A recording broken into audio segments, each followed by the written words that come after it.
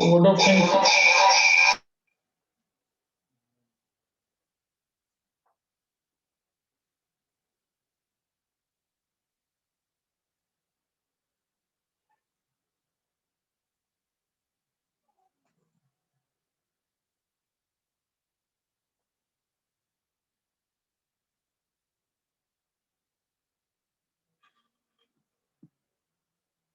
Hello.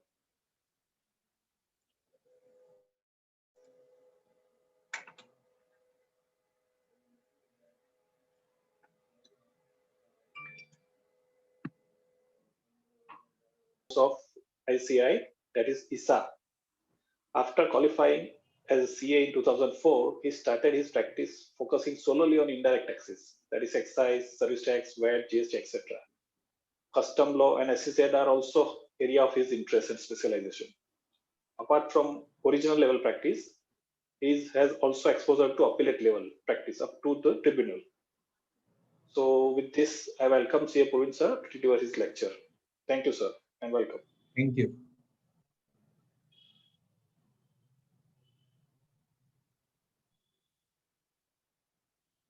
Amit, should I start?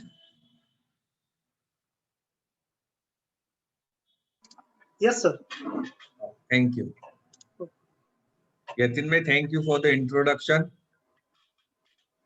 Amit and other young and enthusiastic members of the Navsari branch, thank you so much for inviting me. I also thank all the participants for showing interest in this topic and attending this seminar or webinar. The topic given is recent amendments under the GST law. There are many important and crucial amendments which have been made, which we need to study and focus upon. I will begin with changes made in the return filing procedure firstly. Then we will go to ITC, Rule 86A and B, all that. But first I will begin with changes made in the return filing procedure. Friends, Finance Act 2019, 2019 had amended inter alia section 39 subsection 1 and section 39 subsection 7. And to both these subsections, provisos were introduced. I will take you to the proviso. This is 39 subsection 1 and this is the proviso thereto. It was written in the proviso that provided that the government may, on the recommendations of the council, notify certain class of registered persons who shall furnish a return for every quarter or a part thereof, subject to such conditions and restrictions as may be specified therein.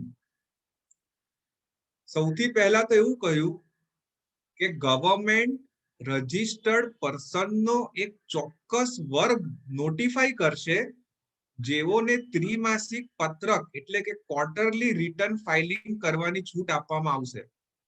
They would be permitted to file returns on a quarterly basis instead of the present monthly 3B. એની સાથે સાથે section 39 subsection 7 જે એવું કહે છે કે return ભરવાની સાથે tax પણ ભરી દેવાનો ભાઈ. એમાં પણ એક પ્રોવાઇઝો ઇન્ટ્રોડ્યુસ કરવામાં આવ્યો. એમાં એવું લખવામાં આવ્યું, provided that every registered person furnishing return under the proviso to subsection 1 shall pay to the government the tax due, taking into account inward and outward supplies of goods or services, or both, input tax credit availed, tax payable and such other particulars during a month in such form and manner and within such time as may be prescribed. So two provisos were introduced. First was proviso to 39 subsection 1 and another proviso was to section 39 subsection 7. Interestingly, both these provisos were introduced via the Finance Act 2019, but they were made effective or operational on and from 10th of November 2020. These were notified in 2019 but have been made operational from 10th November 2020. What the government has done, if you study both the provisos carefully, they have written in the manner as may be prescribed. It means that the manner is subject to delegated legislation. The central government shall notify it by issuing a notification. Central government is empowered to specify the manner as well as the class of notified persons who shall pay or who shall file returns quarterly. Changes made effective from 10th November 2020. And on the same day, in exercise of the powers conferred by both these provisos, the central government has issued two notifications. Please note these notification numbers. They are very important. The first notification is notification number 84/2020 Central Tax, dated 10th November 2020. And second notification is notification number 85/2020 Central Tax, also dated 10th November 2020. જે દિવસે આ બંને પ્રોવાઇઝો operational કરવામાં આવ્યા તે જ દિવસે central ગવર્મેન્ટે in exercise of the power આ બે નોટિફિકેશન ઇશ્યુ કરી દીધા. સૌથી પહેલા નોટિફિકેશનમાં ફર્સ્ટ પ્રોવાઇઝો ટુ 39(1) માં જે કહેલું કે government shall notify the class of persons who can opt for quarterly filing, તો એ ક્લાસ નોટિફાઈ કરી દીધા. The class of registered persons who can opt for quarterly return filing have been notified by notification number 84/2020. The government says that a registered person having an aggregate turnover of up to 5 crore rupees in the preceding financial year. Preceding financial year, this is financial year 2021. The કાયદાનો અમલ 1 જાન્યુઆરી 2021 થી થયો છે, એટલે financial year is 2021. So in the financial year 1920 you have to check preceding financial year for eligibility as on 1st January 2021. If the aggregate turnover has not crossed 5 crore rupees, then and then only a registered person can opt for quarterly filing. Please keep in mind કે તમારો turnover 5 crore રૂપિયાની ઉપર હોય ગયા વર્ષનો aggregate તો આ સ્કીમમાં જવાનું જ નથી, અને 5 કરોડ સુધીનો હોય તો ઓપ્શન છે, ફરજિયાત નથી. You may or you may not go into this scheme. It is an option conferred to you. તમને લાગે બહુ કમ્બરસમ છે આના કંડીશન, કોન્સ્ટન્ટ ટ્રેક રાખવું પડે છે, you cannot. It is not compulsory to go for this scheme. પણ main criteria એ લોકોએ શું બનાવ્યો કે immediately preceding financial year નો એગ્રીગેટ ટર્નઓવર 5 કરોડ રૂપિયા સુધીનો હોય એવો રજિસ્ટર્ડ વેપારી ક્વાર્ટરલી ફાઇલિંગની સ્કીમનું ઓપ્શન એક્સરસાઇઝ કરી શકે. હવે એગ્રીગેટ ટર્નઓવર જ એક અઘરો દાખલો છે. એગ્રીગેટ ટર્નઓવર જે એલિજિબિલિટી ક્રાઇટેરિયા છે 5 કરોડ રૂપિયાનો ગણવાનો, તો as per the definition single PAN all India turnover including exempted turnover and non-GST turnover but excluding tax. This is the definition of aggregate turnover. So friends, whenever you are checking the eligibility, please be very careful કારણ કે aggregate turnover ની definition ધ્યાનથી વાંચી જજો, and then only advise your client કે આમાં જવું કે નહીં જવું. Further, condition પણ મૂકી છે સરકારે. પહેલા તો એલિજિબિલિટી ક્રાઇટેરિયા કહી દીધો કે 5 કરોડ સુધી હોય તો તમે જઈ શકો, અને પછી ગવર્નમેન્ટે કન્ડિશન મૂકી. Two conditions have been put. First condition is the return for the preceding month, date of exercising such option. તમે જાન્યુઆરી થી જવા માંગો છો તો ડિસેમ્બર મહિનાનું રિટર્ન ભરેલું હોવું જોઈએ. First condition. Second, where such option has been exercised once you exercise this option of quarterly filing, they shall continue to furnish the same as per the selected option for future tax periods unless they revise the same. એવું નથી કે life time continue કરવાનું છે. You can change, but in between the quarter change is not allowed. You have to wait for the quarter to end, and on the beginning of the next quarter you can opt out for the scheme. Then this notification says that a registered person whose aggregate turnover crosses 5 crore rupees during a quarter in a financial year. When you opted, it was the preceding year turnover was below 5 crore rupees. But in the current year, your turnover is crossing 5 crore. What shall happen in that scenario? The registered person shall not be eligible for furnishing of return on quarterly basis from the first month of the succeeding quarter. તમારું ફેબ્રુઆરી મહિનામાં વધી ગયું તો March મહિનામાં પણ આ સ્કીમમાં જ રહેવાનું છે, પણ ફર્સ્ટ મંથ ઓફ સબસિડિંગ ક્વાર્ટર એટલે એપ્રિલ મે જૂન 1 એપ્રિલ થી આ સ્કીમમાંથી બહાર નીકળી જવાનું છે.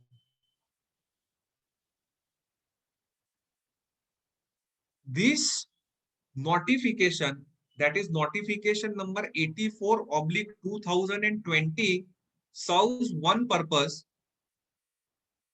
as per the proviso to section 39 subsection 1 કે કયા લોકો આ સ્કીમનો લાભ લઈ શકે, તો કે 5 કરોડ રૂપિયાના ટર્નઓવર સુધી લોકો આ સ્કીમનો લાભ લઈ શકે.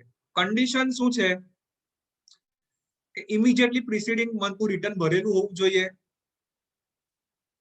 એકવાર ઓપ્શન એક્સરસાઇઝ કરો તો unless you change A continue રહેશે, અને જે તે વર્ષે 5 કરોડથી ક્રોસ થઈ જાય, then from the immediately next quarter first month you come in regular monthly filing. But the government on the same day also issued a second notification on this scheme. 84 number nu notification takes care of the first proviso to section 39 subsection 1. Notification number 85 takes care of the first proviso to section 39 subsection 7. Section 39 subsection 7 શું કહે છે કે return ની સાથે tax ભરી દેવાનો. પણ જો તમે ક્વાર્ટરલી રિટર્ન ફાઇલ કરતા હોવ તો એનો અર્થ એ નથી કે ક્વાર્ટરલી રિટર્ન ભરશો. 39(7) માં પણ એક પ્રોવાઇઝો એ લોકોએ બનાવી છે. Let us see it.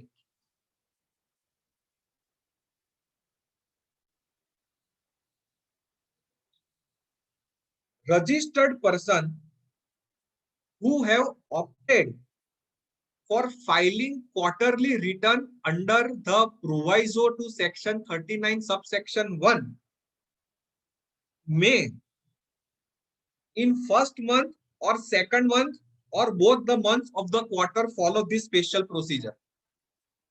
What they have to do? They have to deposit an amount in the electronic cash ledger. મારું ટર્નઓવર 5 કરોડ રૂપિયા સુધી છે. 84 નંબરના નોટિફિકેશન પ્રમાણે મેં સિલેક્ટ કર્યું કે મારે ક્વાર્ટરલી ફાઇલિંગમાં જવું છે. તો હવે વેરો કેવી રીતે ભરવાનો? વેરો is not quarterly, it is monthly. Return is quarterly. Quarterly filing, but payment is monthly. તો એને માટે 85 નંબરનું નોટિફિકેશન બનાવ્યું અને એમાં શું લખ્યું? 35% of the tax liability to be paid by debiting the electronic cash ledger in the return for the preceding quarter where the return is furnished quarterly. What does they say? Preceding quarter એમાં તમે જે cache ledger થી પૈસા ભરેલા એના 35% રકમ ભરવાની. કેવી રીતે ભરવાની એ રૂલ્સ માં લખેલું છે, એ નથી જોવાનું. See, we are not filing return અને ક્વેશ્ચન એ જ આવે કે રિટર્ન નથી ભરતા તો વેરો કેવી રીતે ભરશું? તો એ લોકો 85 નંબરના નોટિફિકેશનમાં આપણને શું કહે છે? You have to make a deposit of an amount in the electronic cash ledger. પૈસા તમારે ઇલેક્ટ્રોનિક કેશ લેજરમાં ભરવાના છે. કેટલા રૂપિયા ભરવાના છે? તો કે પાછળના ક્વાર્ટરમાં તમે કેશ લેજરથી જે પૈસા ભર્યા હોય એના 35% or the tax liability paid by debiting the electronic cash ledger in the return for the last month of the immediately preceding quarter where the return is furnished monthly. તમે જાન્યુઆરીમાં ઓપ્શન સિલેક્ટ કરો તો October, November, December મહિનાની કેશમાં કેટલી જવાબદારી તમે cache લેજરથી કેટલી ભરી એના 35% અથવા ડિસેમ્બર મહિનાની ટેક્સ લાયબિલિટી જે તમે કેશથી ચૂકવી હોય તે પૂરેપૂરી એટલી રકમ તમારે ફોર્મ નંબર PMT06 નોટિફાઈ કર્યું છે. આ રિટર્ન નથી, આ ચલણ છે. આ રકમ તમારે ઇલેક્ટ્રોનિક કેશ લેજરમાં જમા કરાવી દેવાનું. ફોર્મ PMT06 કેટલી રકમ જમા કરાવવાની છે? લાસ્ટ ક્વાર્ટરની કેશ લાયબિલિટીના 35% પર મંથ, और લાસ્ટ ક્વાર્ટરના લાસ્ટ મંથમાં તમે જે રકમ કેશ લેજરથી ભરી હોય તેટલી જ. This amount has to be deposited in your electronic cash ledger by not filling form DRC 03. આપણે તો કઈ પણ તો DRC 03 એક ગોખાઈ ગયું છે, ભાઈ DRC 03 થી ભરી દો. આમાં એવું નથી. આમાં ફોર્મ ગવર્નમેન્ટે નોટિફાઈ કર્યું છે PMT 06, એ ફોર્મ યુઝ કરીને ભરવાનું છે. ચલણ છે, રિટર્ન નથી. વીબી તો તમારે ભરવાનું જ છે, પણ એ ક્વાર્ટરલી ભરવાનું છે.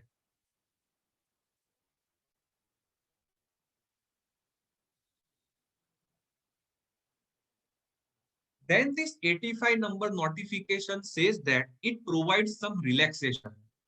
એ થોડું રિલેક્સેશન પણ આપે છે. એ શું કહે છે કે તમે ક્વાર્ટરલી રિટર્ન ફાઇલિંગ પ્રોસેસમાં ગયા તો તમારે PMT 06 અમુક ચોક્કસ સંજોગોની અંદર ભરવાની જરૂર નથી.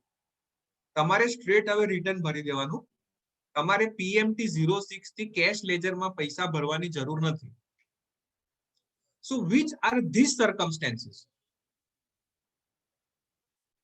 If for the first month of the quarter, for example January, February, March માં આપણે જાન્યુઆરી મહિનાની વાત કરીએ, where the balance in electronic cash ledger or electronic credit ledger is adequate for the tax liability for the said month, or your tax liability for January is nil. તમે simple working કરો ને તમારી tax liability નીલ છે તો એ PMT 06 ભરવાની જરૂર નથી. લાયબિલિટીનું working કર્યા પછી એવું લાગે કે ઇલેક્ટ્રોનિક ક્રેડિટ લેજરમાં આટલી રકમ પડી જ છે अथवा इलेक्ट्रॉनिक कैश लेजर में आटली रकम पड़ी है, then and then also you are not required to make payment through PMT06. For the second month of the quarter, where the balance in electronic cash ledger or electronic credit ledger is adequate, but for cumulative liability. જાન્યુઆરી મહિનાની tax ગણતરી તમે કરી, તમને લાગ્યું પૂરતું balance છે, પૈસા નહીં ભરો. હવે તમે ફેબ્રુઆરી મહિનામાં આવ્યા, તો ફેબ્રુઆરી મહિનાની ટેક્સ લાયબિલિટી ગણો તો જાન્યુઆરી ગણેલી એડ કરી દેવાની.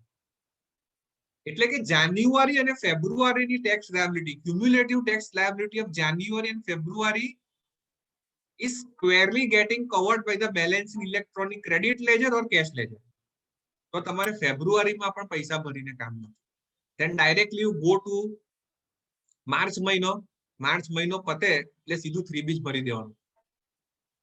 3 જાન્યુઆરી ફેબ્રુઆરી માર્ચ. So થોડુંક હું રિવાઇન્ડ કરું.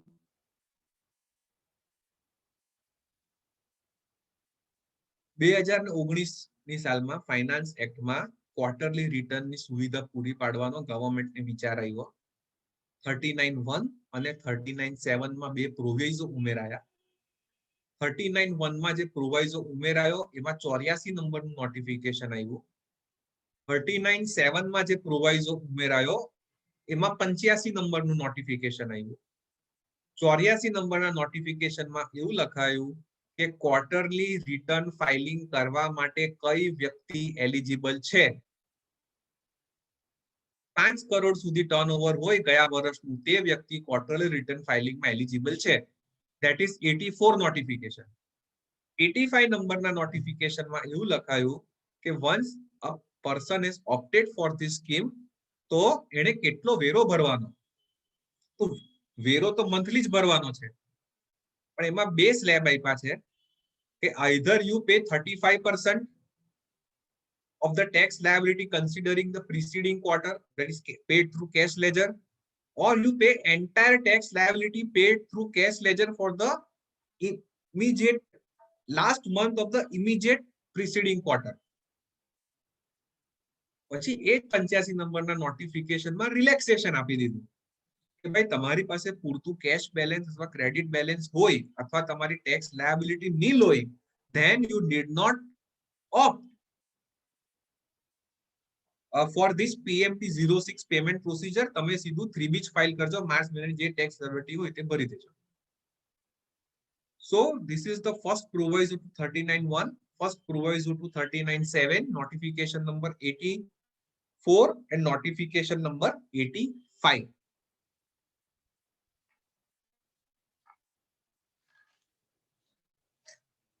એ જ દિવસે ત્રીજું નોટિફિકેશન પણ ઇશ્યુ થયું. Notification number 82/2020 central tax dated 10th November 2020.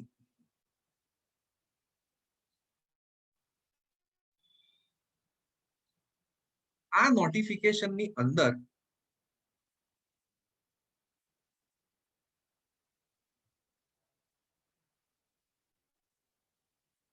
they rule 59,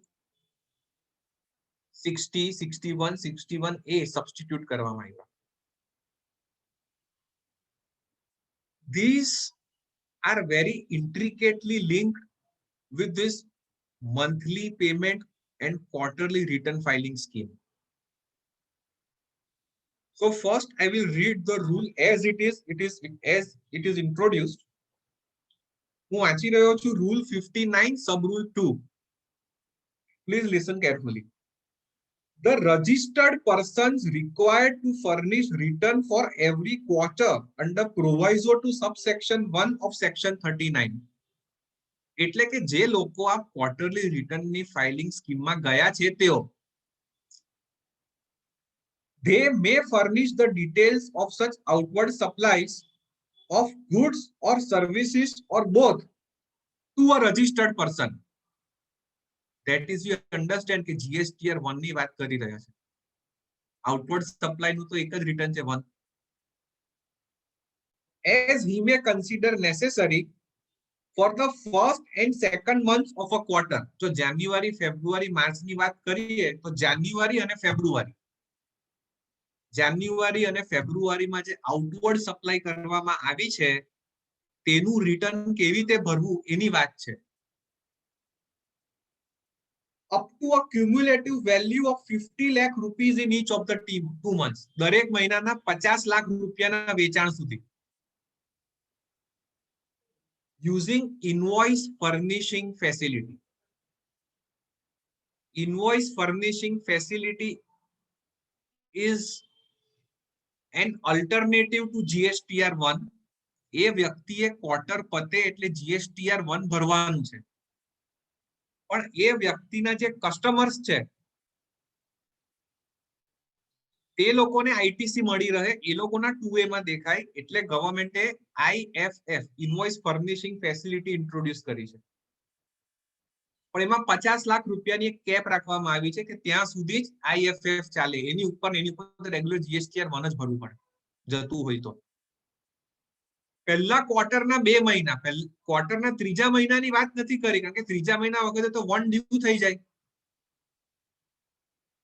Therefore, first 2 months માં તમારા કસ્ટમરને ક્રેડિટ મળી રહે એને માટે IFF નો કન્સેપ્ટ છે, ઇન્વોઇસ ફર્નિશિંગ ફેસિલિટી. પહેલી વાર આવું આવ્યું છે પણ એમાં એ લોકોએ કેપ રાખી છે 50 લાખ રૂપિયા પર મંથ. એનાથી વધારે સેલ્સ ઇન્વોઇસ અપલોડ ના થઈ શકે.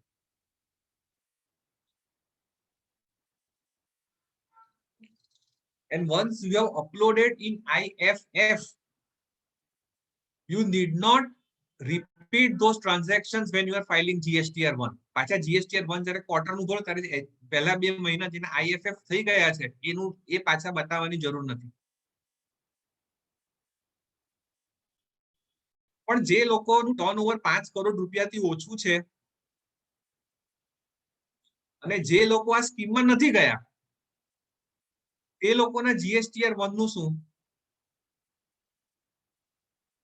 એમાં રૂલ 59 સબ રૂલ 1 માં જે લોકોએ ક્લિયર કર્યું છે. I am reading this rule.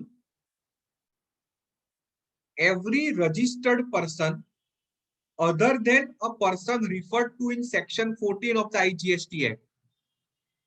Section 14 માં કોને રિફર કર્યો છે? Section 14 of IGST Act ની અંદર online database access or retrieval services provided by a non-resident or a non-taxable person એને રિફર કરેલો છે. એટલે એવી વ્યક્તિ જેનું ટર્નઓવર 5 કરોડથી ઓછું હોય ગયા વર્ષનું તો આ ઓનલાઈન ડેટાબેઝ વાળાને quarterly return ની permission નથી, although his turnover is less than 5 crore in the immediate preceding year. This is one exception. So the registered every registered person other than a person referred to in section 14 of the IGST Act required to furnish the detail of outward supplies of goods or services or both under section 37 shall furnish such details in form GSTR1 for the month or the quarter as the case may be. જે વ્યક્તિનું turnover 5 crore રૂપિયાથી ઓછું છે, જે પ્રોવાઇઝો 237(1) માં quarterly ફાઇલિંગમાં નથી ગયો, તેની પાસે ઓપ્શન છે અને મંથલી સિલેક્ટ કર્યું તો મંથલી, ક્વાર્ટરલી સિલેક્ટ કર્યું તો quarterly, that as per law continuous. પણ તમે આ મંથલી ક્વાર્ટરલી સ્કીમમાં ગયા હો તો તમારે GSTR1 માં ધ્યાન રાખવાનું છે કે પહેલા 2 મહિનામાં 50 લાખ રૂપિયા પરની લિમિટ સુધીમાં ઇન્ટિગ્રેટ આદેશ ઇન્વોઇસ ફર્નિશિંગ ફેસિલિટી અવેલેબલ છે. એમાં તમે GSTR1 નહીં પણ ખાલી ઇન્વોઇસ અપલોડ કરી શકો. ત્રીજા મહિનાનું સવાલ જ નથી કારણ કે એ મહિનો પતલે 1 ડ્યુ થઈ જાય. અને જે ઇન્વોઇસ પહેલા 2 મહિનામાં તમે ઇન્વોઇસ ફર્નિશિંગ ફેસિલિટીમાં અપલોડ કરેલા છે, that you did not upload once again when you are furnishing GSTR1 for the relevant quarter. એકવાર પાછું રિવાઇન્ડ કરી દઉં છું, થોડુંક કન્ફ્યુઝિંગ છે. આયરોનિકલી એ લોકો એમ કહે છે કે અમે એક ફેસિલિટી આપી છે, સિમ્પ્લિફિકેશન તરફ જઈ રહ્યા છે, પણ જે કાયદાકીય જોગવાઈઓ એટલી બધી સ્કેટર્ડ છે, તમારે quarterly filing, monthly payment scheme સમજવી હોય thoroughly, તો what you have to study? તો સૌથી પહેલા તો ફર્સ્ટ પ્રોવાઇઝો ટુ સેક્શન 39(1) વાંચવો પડે. Then first proviso to section 39 subsection 7 વાંચવી પડે. Then you have to go to notification number 84/2020 જેની અંદર persons notify કર્યા છે, જેમાં 5 કરોડની લિમિટ લખવામાં આવી છે કે આ ટર્નઓવર સુધી જ વ્યક્તિ જઈ શકે આ સ્કીમમાં, અને એની કન્ડિશન પણ મૂકી છે. અને ટેક્સ કેવી રીતે ભરવાનો છે એને માટે નોટિફિકેશન નંબર 85 વાંચવું પડે. અને GSTR 1 ની જોગવાઈ માટે you have to go through notification number 82, એમાં rule 59 લખશે. At the same time,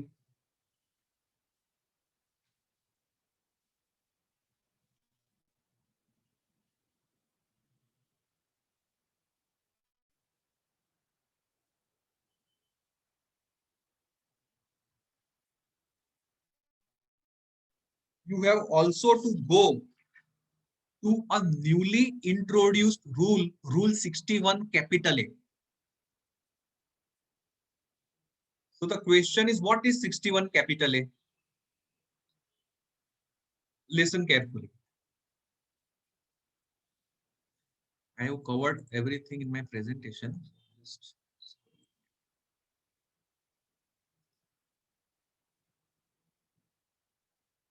This is Rule 61 capital A on your screen. What does it say? Manner of opting for furnishing quarterly return. Every registered person, manner એટલે તમારા portal પર, તમારા dashboard પર પેલી કઈ ચાંપ દબાવવાની એ લખેલું છે. So they say that every registered person intending to furnish on a quarterly basis under proviso to subsection 1 of 39. Proviso to subsection 1 of section 39 એટલે મગજમાં 39(1) 39(7) ની પ્રોવાઇઝો પણ આવી જવી જોઈએ, 82 નંબર પણ આવવો જોઈએ, 84 નંબર પણ આવવો જોઈએ, 85 નંબર પણ આવવો જોઈએ, 59 પણ આવવો જોઈએ. આ બધું આવે તો ગ્રાહકને સલાહ આપવાની કે આમાં જા. નહીં તો ગ્રાહક પણ કન્ફ્યુઝ થઈને આપણી ફી ઓછી કરી નાખે, બધું ક્વાર્ટરલી થઈ ગયું છે.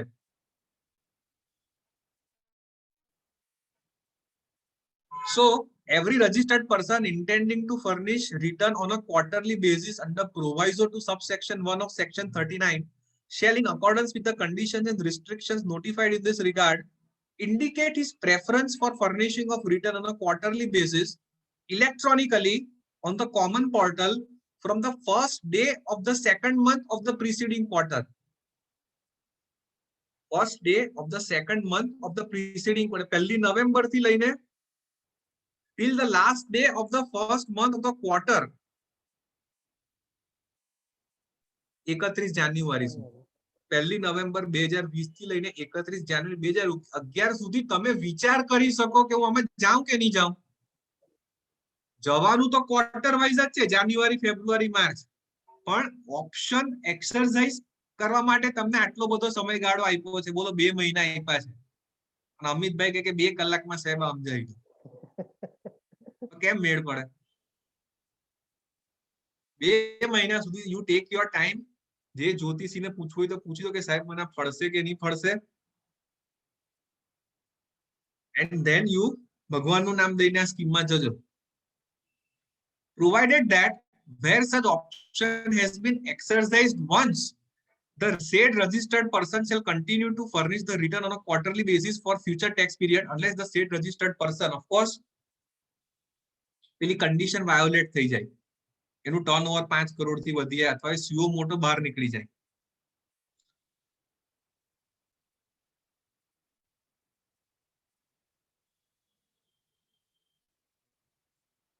હવે સેકન્ડ, એનું ટર્નઓવર માની લો 5 કરોડ રૂપિયાથી વધી ગયું. એ ક્વાર્ટરલી સ્કીમમાં હતો, એપ્રિલ, મે, જૂન, મે મહિનામાં એનું ટર્નઓવર વધી ગયું. એવું નથી કે જૂન મહિનાથી એને મંથલી થઈ જાય. શું લખાયું છે? A registered person whose aggregate turnover exceeds ₹5 crore during the current financial year shall opt for furnishing of return on a monthly basis electronically on the common portal from the first month of the quarter succeeding the quarter during which his aggregate turnover exceeds rupees 5 crore. કે જે ક્વાર્ટરમાં 5 કરોડ રૂપિયાથી turnover વધ્યું એ ક્વાર્ટરમાં તો આપણે quarterly filing સ્કીમમાં જ રહેવાનું છે. પણ જેવું ક્વાર્ટર પતે કે નેક્સ્ટ મંથથી તમે મંથલીમાં આવી જાઓ 3B ભરવાનું.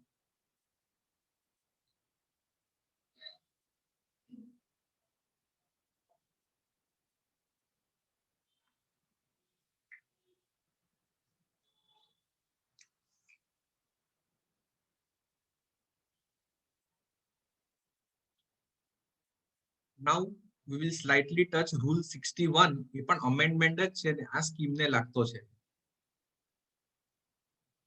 જે લોકો મંથલી સ્કીમમાં છે એ લોકો GSTR 3B ભરશે.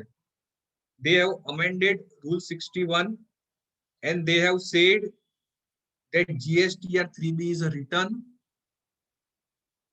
and a person has to furnish it.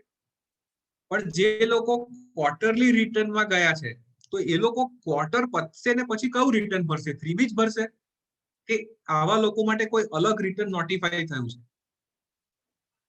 So it is very categorically mentioned કે એ લોકો પણ 3B જ ભરશે પણ ક્વાર્ટરલી.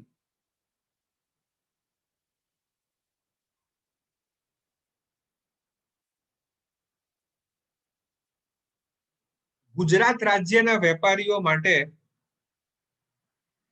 22 દિવસ from the end of the quarter 3B ભરી દેવાનું છે. અત્યાર સુધી પણ આપણે આ જ કરતા આવ્યા છે. એમાં આપણે 1.5 કરોડની લિમિટ જોતા હતા. એટલે જે લોકો ક્વાર્ટરલી ફાઇલિંગ મંથલી પેમેન્ટ સ્કીમમાં ગયા છે તે લોકોએ ક્વાર્ટરલી બેઝિસ પર 3B રિટર્ન ભરવાનું છે અને જે તે ક્વાર્ટર પત્યાના 22 દિવસની અંદર ભરવાનું છે. ગુજરાતના બિઝનેસમેન રજિસ્ટર્ડ પર્સન માટે રાજસ્થાન, યુપી, સિક્કિમ એ બધે અમુક સ્ટેટમાં 24 દિવસ રાખ્યા છે પણ આપણાને મહારાષ્ટ્ર માટે 22 દિવસ છે. સાહેબ જાન્યુઆરી, ફેબ્રુઆરી, માર્ચનું 3B 22મી એપ્રિલ સુધી ભરી દેવાનું. પણ જાન્યુઆરી, ફેબ્રુઆરી, માર્ચનું 3B 22 એપ્રિલ સુધી ભરી દેવાનું. પણ જાન્યુઆરી અને ફેબ્રુઆરી મહિનાના તમે કીધું 35% પૈસા કેવી રીતે ભરવાના? માર્ચ મહિનામાં જરૂર નથી કારણ કે 3B માં આવી જ જવાનું. તો જાન્યુઆરી અને ફેબ્રુઆરી મહિનાના જે પૈસા નોટિફિકેશન નંબર 85 માં એ લોકોએ નોટિફાઈ કર્યા છે 35% સુધી ભરવાની વાત છે તે તમારે ફોર્મ PMT 06 માં ભરવાના છે. It is specified in sub rule 3 of rule 61 sorry. Sub rule 3 of rule 61 એમાં એ લોકોએ PMT 06 ફોર્મ નોટિફાઈ કર્યું છે અને કોઈ પણ ક્વાર્ટરના પહેલા 2 મહિનામાં જે પૈસા ભરવાના થાય તે તમારે PMT 06 થી કેશ લેજરમાં જમા કરાવવાના છે. See, deposit has to be made in cash ledger only. Of course, if there is no tax liability for that month, don't pay. If as per your calculations, you have enough cash ledger or electronic credit ledger balance, don't pay. But if it is not there, then you will have to make payment. And for the purpose of making payment, you don't have to use DRC 03, you have to use PMT 06.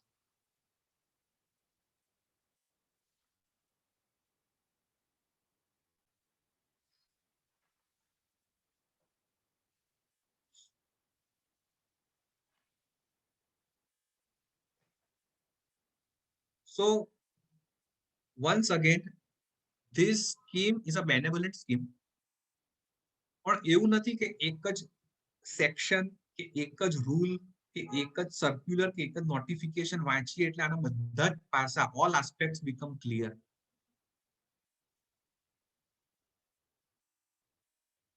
What you have to be thorough in before you implement this scheme on behalf of your client. And the relevant legal provisions, as I already have said, but once again I am repeating. First proviso to section 39 subsection 1. first proviso to section 39 subsection 7, notification number 82, notification number 84 and notification number 85, all notification dated 10th November 2020. These legal provisions completely cover quarterly return monthly payment scheme. Moving ahead,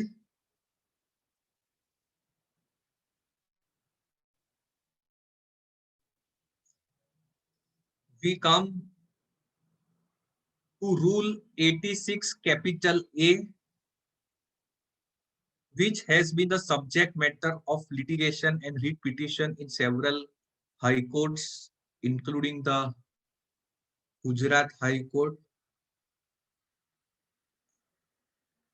26/12/2019 rule 86A અમલમાં આવેલો, but still there is no decision in any writ petition.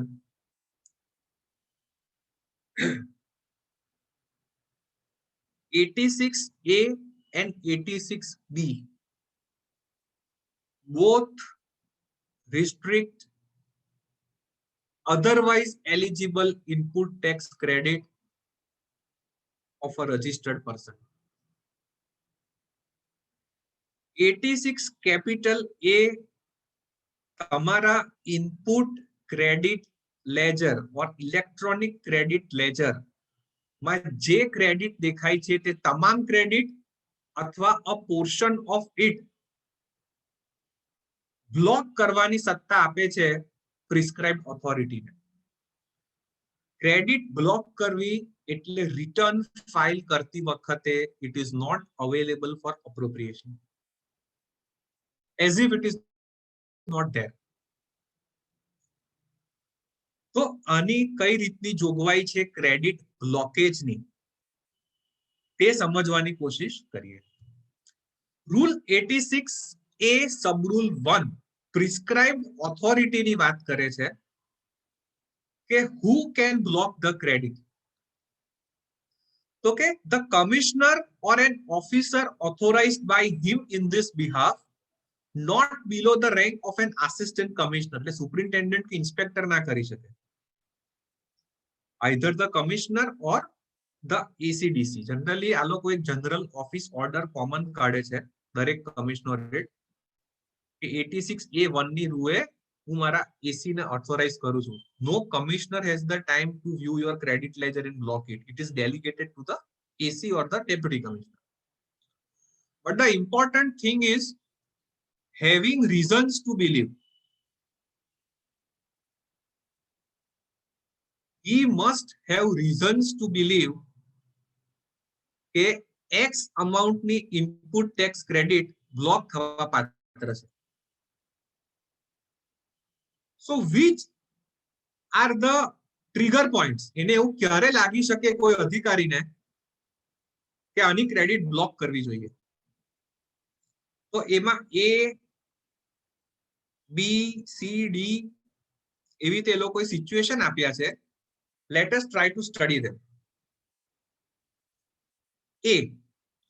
The credit of input tax has been availed on the strength of tax invoices or debit notes or any other salvatable document જેના પર ITC મળવા પાત્ર છે, જેમ કે bill of entry, issued by a registered person who has been found non-existent or not to be conducting any business from any place for which registration has been obtained, or without receipt of goods or services or both. કોઈ એક સ્થળે દરોડો પડે છે, anti ઇવેઝનની action થાય છે, XYZ limited or ABC enterprises, registration સર્ટિફિકેટમાં દર્શાવેલા સ્થળે તપાસ અધિકારી જાય છે અને એવું કોઈ યુનિટ મળતું જ નથી. This is common. તો આવા સંજોગોની અંદર when the unit is found non-existent, A GST number થકી જેટલા પણ ઇન્વોઇસ ઇશ્યુ કર્યા છે એ જીએસટી નંબરે જેટલી આઈટીસી એના કસ્ટમરને ચાર્જ કરી છે તેવી તમામ દરેક વ્યક્તિની તેટલી આઈટીસી અધિકારી બ્લોક કરી શકે. ABC limited non existent found થયું છે. એમાં એબીસી લિમિટેડ ને તકલીફ નથી. એબીસી લિમિટેડ પાસે જેટલી વ્યક્તિએ માલ લીધો છે તે બધાની ક્રેડિટ બ્લોક કરી શકે. It clearly goes to show that ખાલી બિલિંગ થયું છે, કોઈ પણ ગુડ્સ કે સેવા પૂરી પાડવામાં આવી નથી. નો સપ્લાય હેઝ બીન મેડ એવું ઇન્ડિકેટ થાય છે પ્રાઇમા ફેસી. અને પ્રાઇમા ફેસી જેવું ઇન્ડિકેટ થાય then these people can block your credit. ABC limited ની નહીં, જેણે ક્રેડિટ લીધી છે એની પાસેથી તે એના customer. Or it is a very simple case without receipt of goods or services or both. It indicates કે આવું કોઈ યુનિટ જ નથી તો પછી ગુડ્સ ને સર્વિસીસ પ્રોવાઈડ કરવાનો સવાલ જ ક્યાં છે. B. The credit of input tax has been availed on the strength of tax invoices or debit notes or any other document prescribed under Rule 36 in respect of any supply, the tax charged in respect of which has not been paid to the government. This is highly debatable and controversial issue. આ મેટરમાં જે તે હાઈકોર્ટે SSC ને મદદ નથી કરી એટલે એ લોકો 86B લઈ આવ્યા. 36(4) ની અંદર 10% ના 5% કરી નાખ્યા.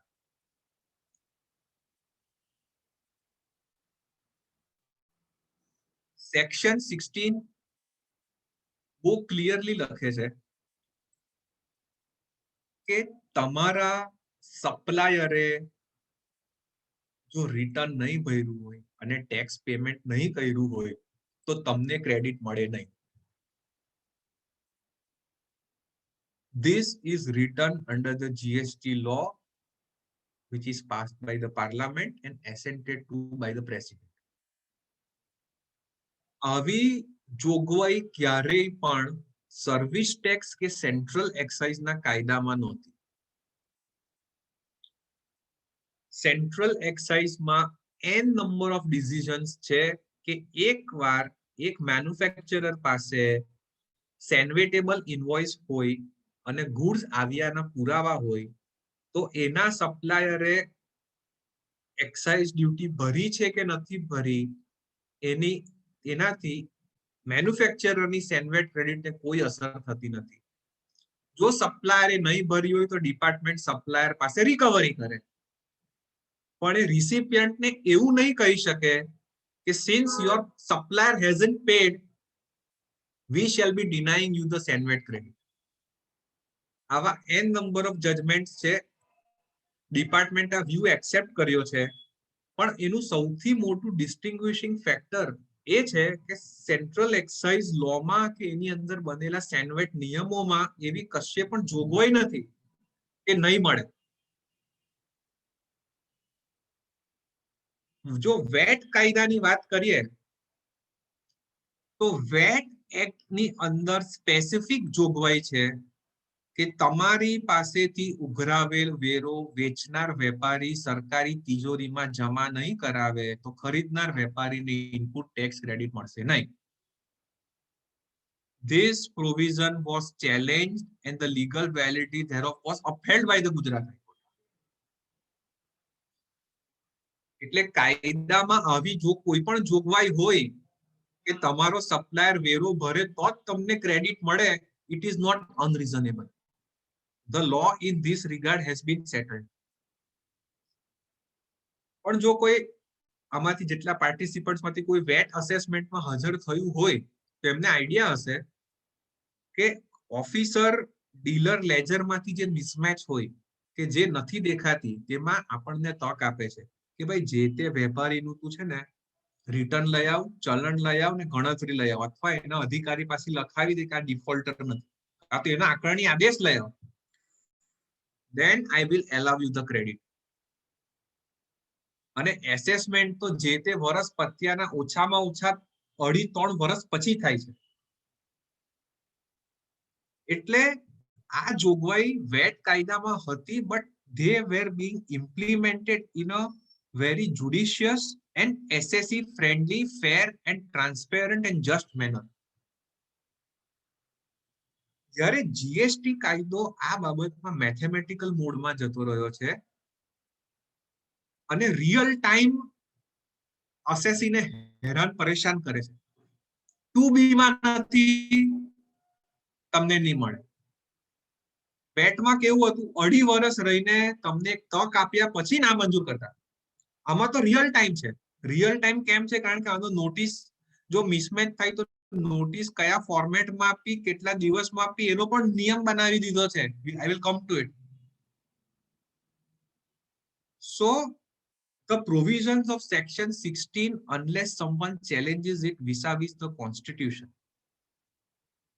તો સ્ટ્રાઇક ડાઉન થઈ શકે છે. એના ચાન્સીસ નથી. પણ ગવર્નમેન્ટ એટલું તો કરી જ શકે કે જે ક્રેડિટ મિસમેચ છે તેને સોલ્વ કરવા માટે એક વેપારીને પૂરતો સમય આપવામાં આવે અને એને એની રજૂઆત, એના પુરાવા મૂકવાની તક આપવામાં આવે. and then only it must be adjudicated. We all know કે ઇનપુટ ટેક્સ ક્રેડિટ 2A માં જે વસ્તુ નથી ને જેની લેવામાં આવે તો 24% તો વ્યાજ છે.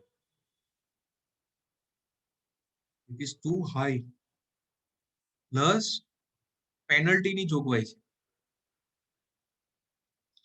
સો એવી આશા હતી કે ગવર્નમેન્ટ કંઈક હેલ્પ કરશે, પણ કશું હેલ્પ નથી કરી, ઉલટું પ્રોબ્લેમ વધાર્યા.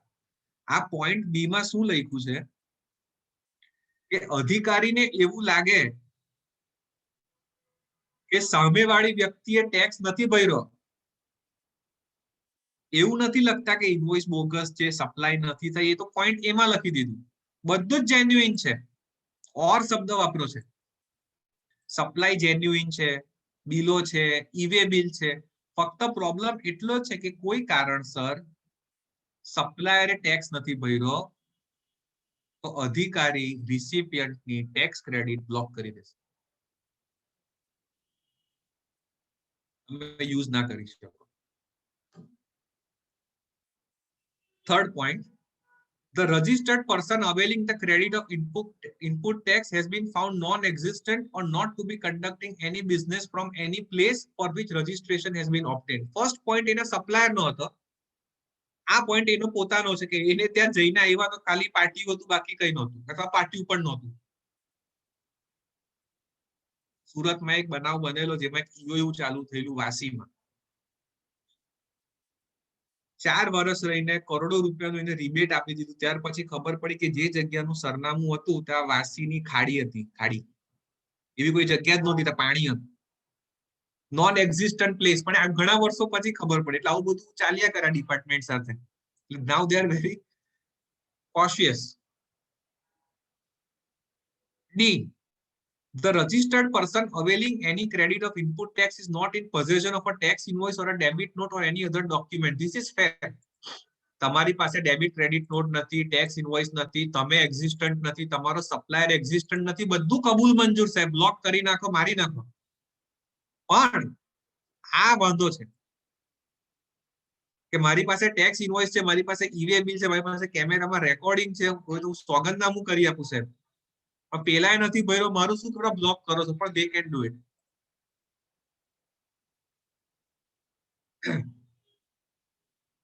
Third point, such restrictions shall cease to have effect after the expiry of a period of 1 year from the date of imposing such restriction. 1 વર્ષ પછી તમે ક્રેડિટ વાપરી શકશો એવો તમે કોઈ સુહામણા સપના નહીં જોતા. 1 વર્ષની અંદર એ લોકો SCN આપી દેશે તમને રિકવરી માટે. આ તો 1 વર્ષ સુધી જ છે, પછી વાપરી લેશે એવું નથી. 1 વર્ષ સુધી ડિપાર્ટમેન્ટ બેસીને એ લોકોને ક્રેડિટ બ્લોક કરે, તરત SCN પ્રોસિડિંગ્સ ચાલુ થઈ જાય.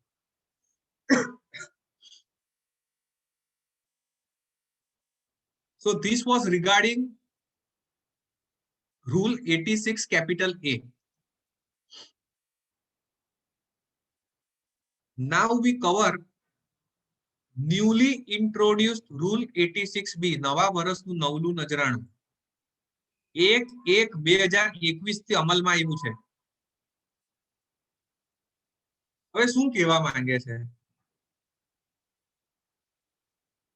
તમારા ઇલેક્ટ્રોનિક ક્રેડિટ લેજર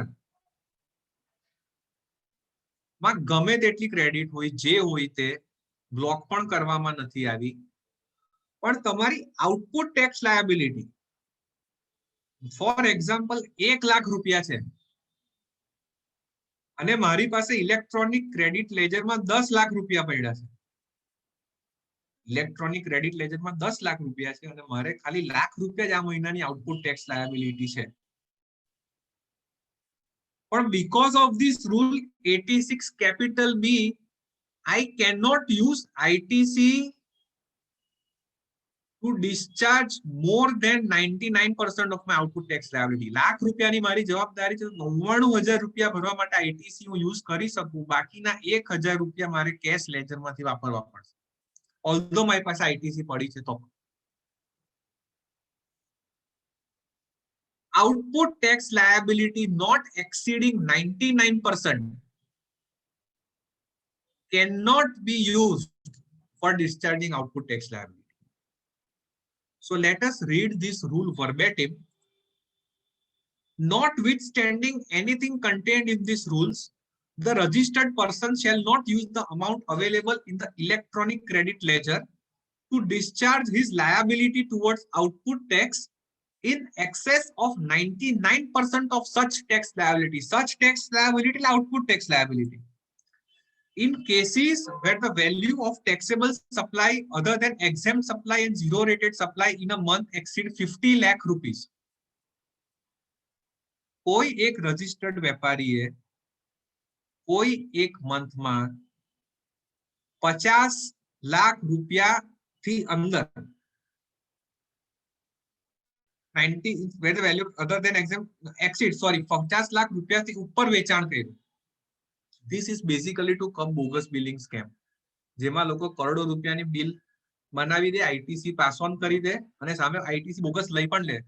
તો એવા સંજોગોમાં ગવર્નમેન્ટનું એવું કેવું છે કે રિટર્ન ભરતા પહેલા 1% પણ જો કેશ ભરવાનું તો 1% બહુ મોટી એમાઉન્ટ થાય in case of bogus billing. Then people would resist. So for this particular covering this scenario they have introduced કે 50 લાખ થી ઉપર કોઈ મહિનાનું વેચાણ હોય તો તમારે એટલીસ્ટ 1% રકમ કેશ લેજર થી ભરવાની. પછી રેશનલાઇઝેશન ઓફ પ્રોવિઝન્સ પણ કર્યું છે ગવર્નમેન્ટ, કયા સંજોગોની અંદર આ 99% અને 1% વાળી જોગવાઈ લાગુ નથી પડતી. જેન્યુઇન ટેક્સ પેયર્સ ને હેરેસમેન્ટ નહીં થાય તેના માટે ગવર્નમેન્ટે એક્સેપ્શન્સ બનાવ્યા છે. જો તમે આ એક્સેપ્શન્સ માં કવર થતા હો તો તમારે આઉટપુટ ટેક્સ લાયબિલિટી પૂરેપૂરી આઈટીસી થી ભરી શકો જો એટલી અવેલેબલ હોય તો. Which are the exceptions? The said person or the proprietor or the karta or the managing director or any of its two partners, whole-time directors, members of managing committee, as the case may be, have paid more than 1 lakh rupees as income tax under the Income Tax Act in each of the last 2 financial years for which time limit to file return of income under subsection 1 of section 139 of the said act has expired. Company હોય તો company પોતે છેલ્લા 2 વર્ષોમાં પર year lakh રૂપિયાથી વધારે income tax ભર્યો છે, કંપનીએ નથી ભર્યો તેના ડિરેક્ટરે ભર્યો છે. પાર્ટનરશિપ ફર્મના કેસમાં પાર્ટનરશિપ ફર્મ પેઢી પોતે ભર્યો છે, જો પેઢીએ નથી ભર્યો તેના પાર્ટનર્સોએ ભર્યો છે. એચયુએફ ના કેસમાં એચયુએફ પોતે અથવા એના કર્તાએ ઇમિડિયેટલી 2 ફાઇનાન્શિયલ યરમાં સમયસર રિટર્ન ભરીને 1 લાખ રૂપિયાથી વધારે જો ટેક્સ ભર્યો હોય તો એવી વ્યક્તિને આ રિસ્ટ્રિક્શન 1% વાળું લાગુ પડતું નથી. They can utilize 100% ITC. Second, the registered person has received a refund amount of more than 1 lakh rupees in the preceding financial year on account of unutilized input tax credit under clause 1 of first proviso of subsection 3 of section 54. અને નીચે જે છે C પોઈન્ટમાં એમાં second પ્રોવાઇઝો છે. સો આ second first પ્રોવાઇઝો અને આ second પ્રોવાઇઝો એટલે કે જે તે રજિસ્ટર્ડ પર્સન છે એને અનયુટિલાઇઝડ આઈટીસી નું રિફંડ 2 સિચ્યુએશનમાં આવે. એક તો ઝીરો રેટેડ સપ્લાય કરી હોય તો એ ફર્સ્ટ પ્રોવાઇઝોમાં આવે. અને બીજું ઇન્વર્ટેડ ડ્યુટી સ્ટ્રક્ચર હોય તો. આ બે સિચ્યુએશન ફર્સ્ટ અને સેકન્ડ પ્રોવાઇઝો હોય તો જ તમને ઇનપુટ ટેક્સ ક્રેડિટ નું રિફંડ મળે. અધરવાઇઝ લોમાં એવી કોઈ જોગવાઈ નથી કે તમને આઈટીસી નું સરકાર રિફંડ આપે. તો તમે આ બે સંજોગોની અંદર અથવા બેમાંથી કોઈ પણ એક સંજોગોની અંદર 1 લાખ રૂપિયાથી વધારે રિફંડ મેળવેલ છે ગવર્નમેન્ટ પાસેથી in the immediately preceding financial year, then this restriction does not apply to you. You can use 100% of your ITC.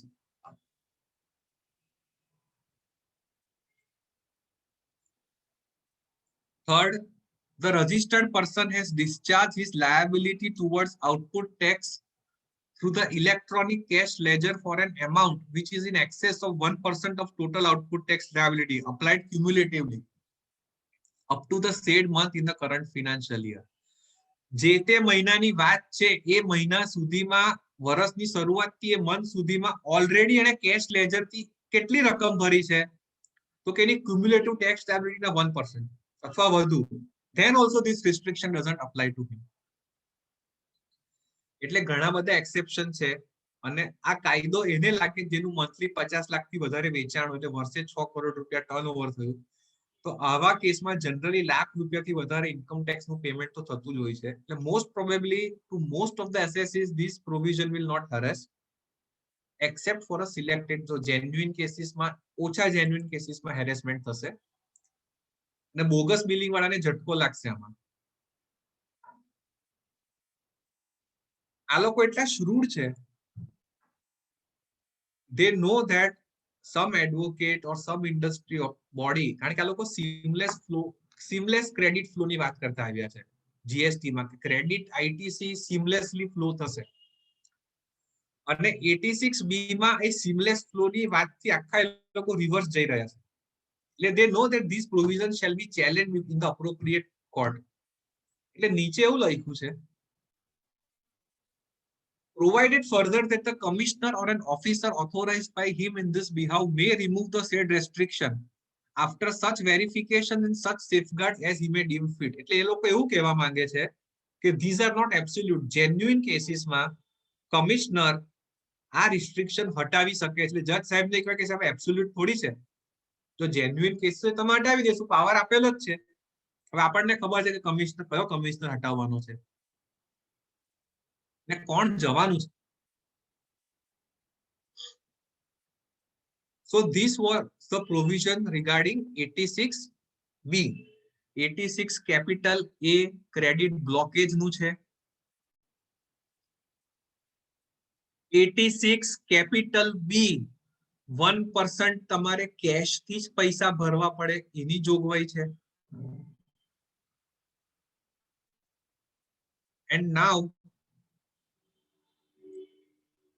we turn our focus on e-invoicing. They want all the chartered accountants and GST consultants out of practice. કે ભાઈ આ agent જેવા લોકોનું શું કામ છે, કબાબ બે હડ્ડી એના જેવા છે આપણે અત્યારે. e-invoicing અત્યારે 100 કરોડ રૂપિયાનું જેનું એગ્રીગેટ ટર્નઓવર હોય તેને ઈ ઇન્વોઇસિંગ ની જોગવાઈ લાગુ પડે છે. 100 crore my friends aggregate turnover છે અને ઇમિડિયેટલી પ્રિસીડિંગ ફાઇનાન્શિયલ યર નું નથી જોવાનું, ચાલુ વર્ષનું જોવાનું છે. એટલે ફાઇનાન્શિયલ યર 2021 માં તમારા કોઈ પણ અસીલનું ટર્નઓવર જ્યાં સુધી 100 કરોડ નહીં થાય ત્યાં સુધી તમારે ઈ ઇન્વોઇસિંગમાં નથી આવવાનું. પછી ભલે ને એનું 19-20 નું ટર્નઓવર 1000 કરોડ કેમ નહીં, જે તે વર્ષનું ટર્નઓવર જોવાનું છે. સેકન્ડલી શું પ્રોસિજર છે, ઇન્વોઇસ હવે પોર્ટલ પરથી નીકળશે એવી કોઈ જોગવાઈ નથી. જીએસટી લો ની અંદર ઇન્વોઇસ કેવી રીતે બનાવવું, બિલ કેવી રીતે બનાવવું એ પણ આપણને શીખવાડે છે ગવર્નમેન્ટ કે તમારે બિલ કેવી રીતે બનાવવાનું. તો એનું પણ એક ફોર્મ બનાવવામાં આવ્યું છે જીએસટી INV 01. એમાં ઓછામાં ઓછું 5 ડઝન ફિલ્ડ છે, મને જ્યાં સુધી યાદ છે ત્યાં સુધી. તો એમાંની અમુક ક્રિટિકલ ડિટેલ્સ અસેસીએ જીએસટી પોર્ટલ પર કી ઇન કરવાની છે અને પછી સબમિટ દબાવવાનું, એટલે તમારો IRN એટલે કે ઇનવોઇસ રેફરન્સ નંબર જનરેટ થશે. એ જ જનરેટ થશે, બીજું કાંઈ જનરેટ નહીં થાય, બિલ જનરેટ નથી થવાનું. આ ઇનવોઇસ રેફરન્સ નંબર તમારે તમારી ઇનહાઉસ સિસ્ટમમાંથી જે બિલ બનાવો છો તેના પર લખવાનો રહેશે. But since you have opted for e-invoicing or you are covered under invoicing, option નો ક્યાં સવાલ છે, મેન્ડેટરી છે. તમારું GSTR 1 અને to a certain extent 3B automatic બની જશે. Of course it is editable, you can also edit it. 1st April થી દરેક કેસમાં 100% e-invoicing કરવાની વાત છે. એટલે વેપારી વેચાણનું કોઈ પણ બિલ બનાવે એ પહેલા જીએસટી પોર્ટલ પરથી તે બિલનો ઇનવોઇસ રેફરન્સ નંબર મેળવવાનો. ઇનવોઇસ રેફરન્સ નંબર મેળવવા માટે જે વિગત ભરવામાં આવે છે એ વિગત પરથી જીએસટીઆર ફોર્મ 3B અને જીએસટીઆર 1 ઓટોમેટિકલી બની જશે. સેમ ઇનપુટ ટેક્સ ક્રેડિટ કેવી રીતે આવશે, એ 2B માંથી આવશે. એટલે આજે એની 2 વર્ષ રહીને જીએસટી રિટર્ન ભરવાની પ્રેક્ટિસ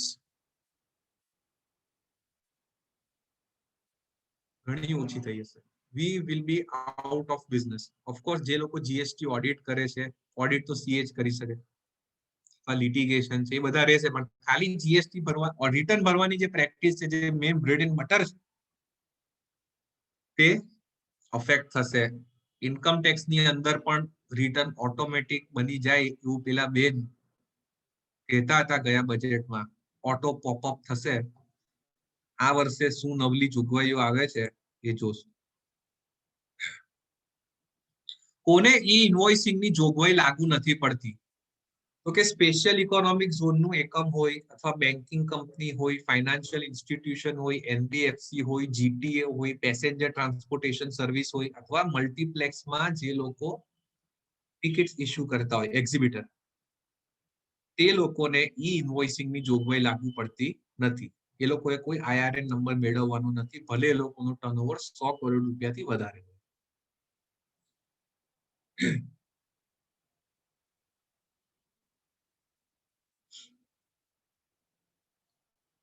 હવે રજિસ્ટ્રેશન ને લગતી જોગવાઈઓ અને એમાં આવેલ સુધારા એટલે અમેન્ડમેન્ટ. એક અમેન્ડમેન્ટ ખરેખર સુધારા છે કે એવું નહીં કહેવાય. સો જ્યારે જીએસટી કાયદો આવ્યો ત્યારે પરિસ્થિતિ એવી હતી કે ભાઈ જીએસટી નંબર ઓનલાઈન અરજી કરવાની, એટલી બધી અરજીઓ થઈ કે જે પ્રિસ્ક્રાઇબ પીરિયડ હતો ને તેની અંદર it was not possible for the officer to fill or to check or scrutinize all the registration application. એટલે અડધાથી પણ વધારે, મોર દેન 50% ડીમ રજિસ્ટ્રેશન મળી ગયા છે. કોઈએ સ્થળ તપાસ કરી નથી, કોઈએ ડિરેક્ટરની કે પાર્ટનરની કે પ્રોપરાઇટરનો કયો ટ્રેક રેકોર્ડ છે એનું કોઈ એનાલિસિસ કર્યું નથી, કોઈ અગાઉના કાયદામાં ડિફોલ્ટર છે કે નહીં એ પણ તપાસ કરી નથી, અને બધાના નંબર પડી ગયા.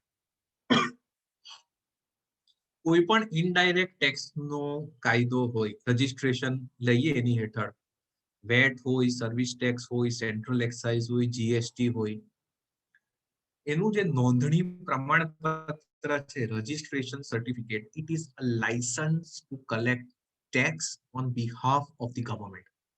પહેલા તો એક્સાઇઝ નું લાયસન્સ એવું કહેતા. આજે તમને સરકારે નોંધીને જીએસટી કાયદા હેઠળ વેચાણ પર, તમારી સેવાઓ પર 18% વેરો ઉઘરાવવાની સત્તા આપી છે. તમે બિલ પર તમારો જીએસટી નંબર લખો એટલે તમારી સેવાઓના અવેજની ઉપરાંત તમને બીજા 18% મળે. you are a trustee for this 18%. And at right time and in the right manner, you have to remit this amount to the government. That is your duty. પણ એક વાર તે પૈસા આવી ગયા ને,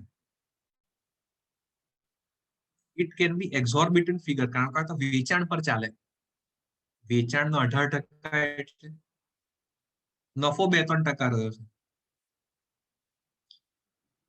સો રજીસ્ટ્રેશન આપતા પહેલા ઇનડાયરેક્ટ ટેક્સીસમાં ખૂબ કાળજી રાખવી જરૂરી છે. ઇન્કમ ટેક્સમાં આપણે પોતાનો વેરો ભરીએ છીએ. 280 નંબરનું ચલણ ભરીને સેલ્ફ અસેસમેન્ટ ટેક્સ મારે જે થતો હોય તો હું ભરી દઉં. હું કોઈ બીજાનો વેરો નથી ભરતો. ઇનડાયરેક્ટ ટેક્સમાં કોઈ બીજા પાસે સરકાર વતી વેરો ઉઘરાવીને ભરું છું.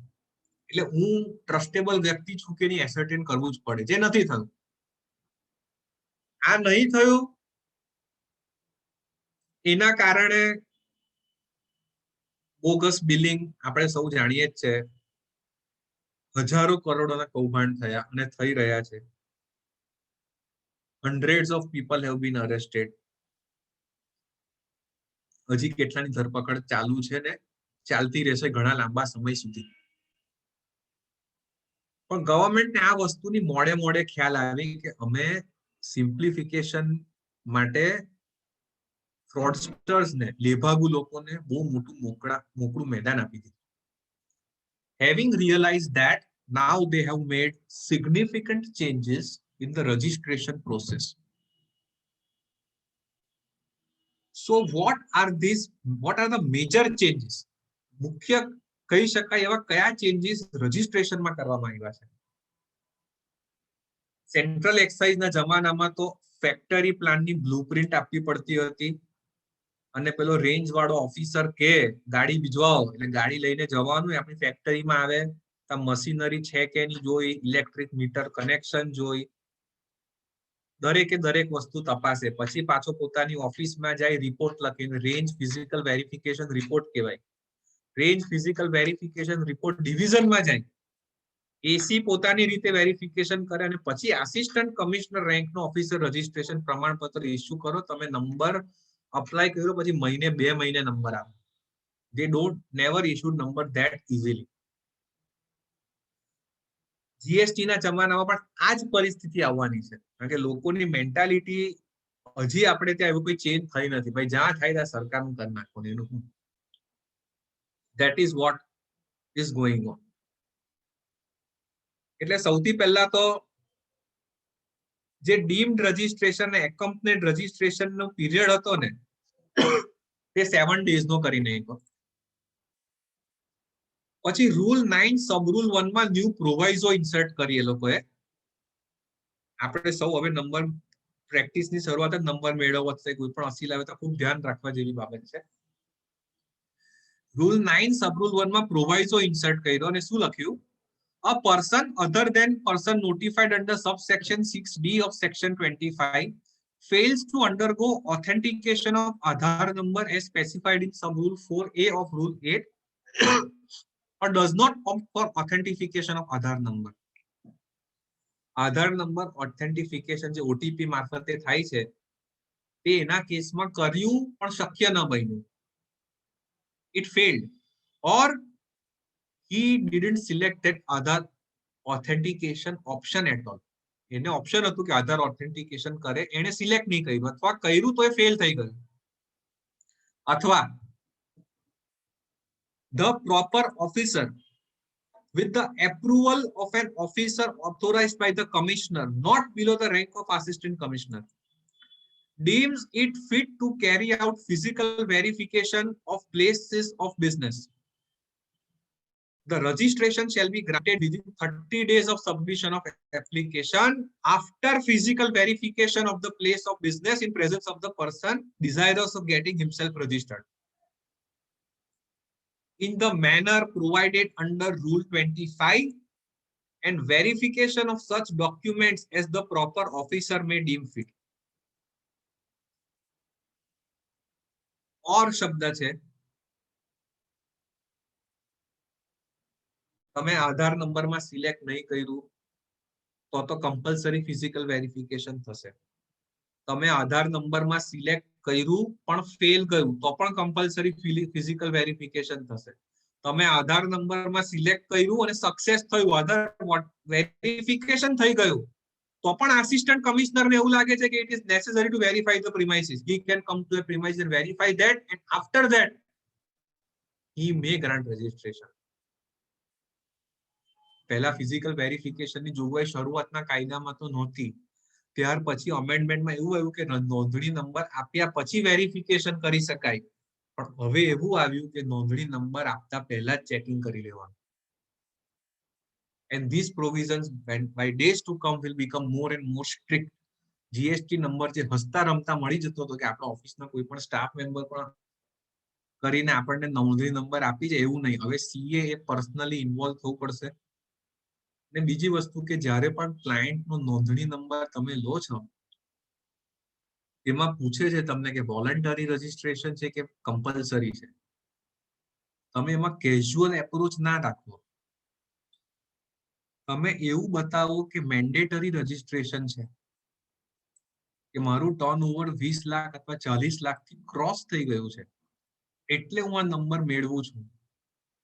અને જે દિવસે ક્રોસ થયું એને 30 દિવસની અંદર મેં અરજી કરી દીધી, તો મારો નંબર ભલે 1 મહિનો રહીને આવતો, પણ એની ઇફેક્ટિવ ડેટ ક્યારે આવશે? જે દિવસે મેં અરજી કરી તે ડેટ આવશે. એનાથી સાહેબ શું ફેર પડે? ફેર એ પડે કે અરજી કર્યાની તારીખ અને નંબર મને ઇન્ટિમેશન આવે કે તમને નંબર મળી ગયો છે, ઇશ્યુ ઓફ રજીસ્ટ્રેશન સર્ટિફિકેટ, એ 1 કે 2 મહિનાની અંદર મેં જેટલી પણ પરચેઝીસ કરી છે એની મને આઈટીસી મળે. મારો જે સ્ટોક છે અરજી કર્યાના દિવસનો, એ સ્ટોક ની ઉપર મેં જેટલા પણ વેરો ભરેલો છે જીએસટી, એની મને વેરા શાક મળે, આઈટીસી મળે. પણ હું મેન્ડેટરી રજીસ્ટ્રેશનમાં ખાલી વોલન્ટરી ટીક કરી દીધું કે આમાં હું ફેર પડે? નંબર તો તમને મળી જશે, પણ નંબરની ઇફેક્ટિવ ડેટ કઈ આવશે? Date of issue of registration certificate આવશે. એટલે તમે એ દરમિયાન જે પણ ખરીદી કરી અથવા તમારો જે સ્ટોક હતો એના પર તમારે જે વેરા શાક લેવાની છે લેપ્સ થઈ જશે. સો નોંધણી નંબર મેળવવો એટલે ડોક્યુમેન્ટ સ્કેન કરીને અપલોડ કરવાને ડીએસસી રન કરવી એવું નથી. આપણા અસીલ કયો વેપારી છે, સપ્લાય ચેનના કયા સ્ટેજ પર છે, એટલે કે એ મેન્યુફેક્ચરર છે, સુપર સ્ટોકિસ્ટ છે, સ્ટોકિસ્ટ છે, વેરહાઉસ ઓનર છે, રિટેલર છે, વર્ક્સ કોન્ટ્રાક્ટ કરે છે, ઇમ્પોર્ટર એક્સપોર્ટર છે, ઈઓયુ છે, એસઈઝેડ છે. એસઈઝેડ ની નોંધણી નંબર અલગ આવે. તમે એસઈઝેડ યુનિટના નોંધણી નંબર મેળવતી વખતે એસઈઝેડ યુનિટ ટીક ના કરો તો નંબર આવી જશે, પણ જ્યારે તમે ઝીરો રેટેડ પરચેઝીસ કરશો ને, ત્યારે તમારો સપ્લાયર તમને ના પાડશે કે પોર્ટલ પર તમારું સ્ટેટસ એસઈઝેડ નથી દેખાતું, હું તમને એસઈઝેડ ઝીરો રેટેડ સપ્લાય નહીં કરીશ. અને પછી તમારી પાસે નવો નંબર મેળવે છે બીજો કોઈ રસ્તો નથી. સો ફ્રેન્ડ્સ, આ લગન કરવા જેવું છે. રજીસ્ટ્રેશન નોંધણી નંબર મેળવવો it is equivalent to getting married. એટલે ક્લાયન્ટનું પરફેક્ટ પ્રોફાઇલિંગ કે એ સપ્લાય ચેનના કયા સ્ટેજ પર છે, નંબર 1, એના ઇનપુટ્સ કયા છે, નંબર 2 એની આઉટપુટ સર્વિસ ગુડ્સ કયા છે, એનું ક્લાસિફિકેશન કયું છે, એનો રેટ ઓફ ટેક્સ કયો છે, એની પાસે સ્ટોક કેટલો છે, એની હિસ્ટ્રી શું છે, કે જન્મ થયો અત્યાર સુધી એને કેટલું વેચાણ કર્યું. આ પ્રોફાઇલ બનાવીને, માસ્ટર પ્રોફાઇલ બનાવીને એની ફાઇલમાં મૂકવાનો. કારણ કે ઓડિટમાં જ્યારે ડિપાર્ટમેન્ટ ઉતરશે ત્યારે ક્લાયન્ટ એવું કહેશે, સાહેબ તમે મને કેમ નહીં કીધું, હું તમારી પાસે આવેલો તારે કેવું તું ને.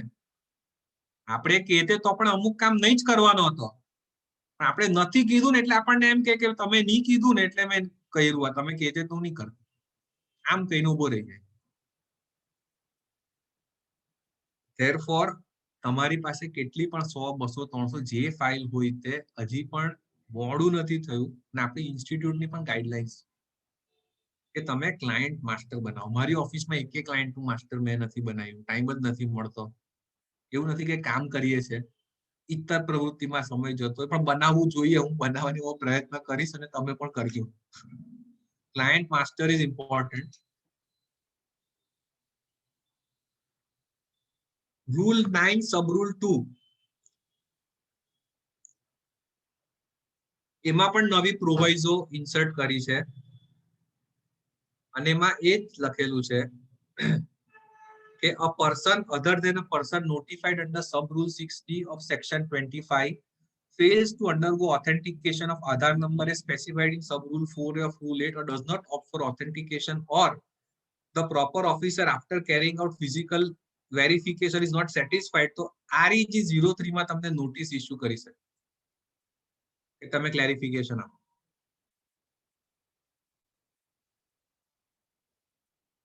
અને છેલ્લે ડીમિંગ પ્રોવિઝન છે rule 9(5). If the proper officer fails to take any action within a period of 7 working days from the date of submission of the application in cases where the person is not covered under the proviso to sub rule 1, or within a period of 30 days from the date of submission of the application in cases where a person is covered, or within a period of 7 working days from the date of the receipt of the clarification, information or documents furnished by the applicant. તમે બધા ખુલાસા કરી દે, પણ 7 દિવસ સુધી એને એના પર કોઈ એક્શન લીધી, સાચા ખોટા કઈ જ બોલ્યો નહીં.